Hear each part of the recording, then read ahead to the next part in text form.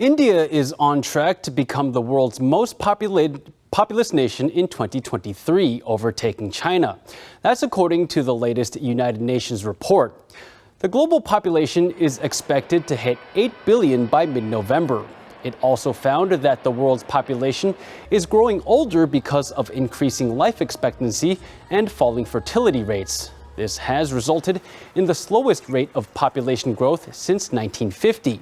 Our reporter Wang takes an in-depth look at the global growth trend.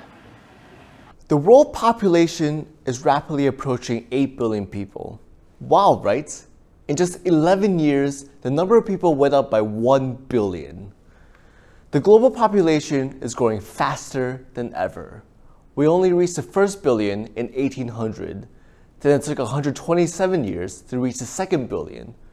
The next 33 years to reach 3 billion.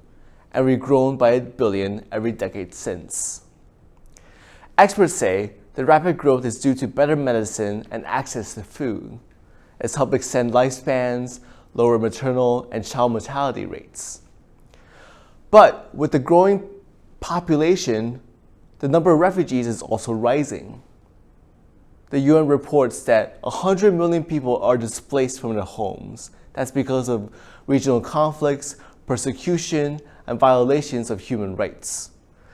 Since the start of the Ukraine war, there are around 6 million more refugees. And here in Taiwan, the population has declined for the second year straight, falling by almost 200,000 from the year before. The Ministry of National Development projects that the country's population will shrink to between 14.5 million and 17 million by 2070. That's down from 23.5 million right now. For more on Taiwan's population, I spoke with Alice Chang, a population expert from Academia Sinica, Taiwan's top research institute. Why is Taiwan considered an aging population, and why has the population declined in recent years? When there's a very rapid expansion of education, particularly among the female population, it really changed their life course and the way they looked at marriage and career. So like all the other developed countries who has gone through this kind of demographic transition, once the average educational level increased, and also because of this increases in living standard that comes with industrialization and then post-industrialization, with better living standards and even a knowledge economy, people started to think about what they should do to have the kind of quote-unquote quality children. So they tend to limit the total number of children they have. And at the same time, what we see is this increased longevity among the older population, both because of better medicine and better health care. The Taiwanese government has been giving subsidies for families with children.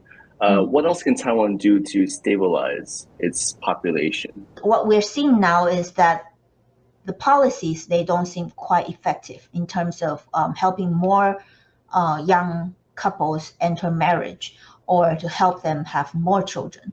What we're seeing is the unmarried population has been increasing. And so it's a very difficult question in terms of what we can do to stabilize the population. In the long run, the total number of women in reproductive ages, it's much smaller now. So even they are willing to have 3 children, you still cannot make up the population loss or the total babies that can be born to bigger cohort of women in the past. But if you really want to try to say something, I would say that maybe we need some kind of replacement migration. But in the East Asian context, this is quite difficult to do because across all East Asian advanced economies, it is really not an immigrant-friendly context.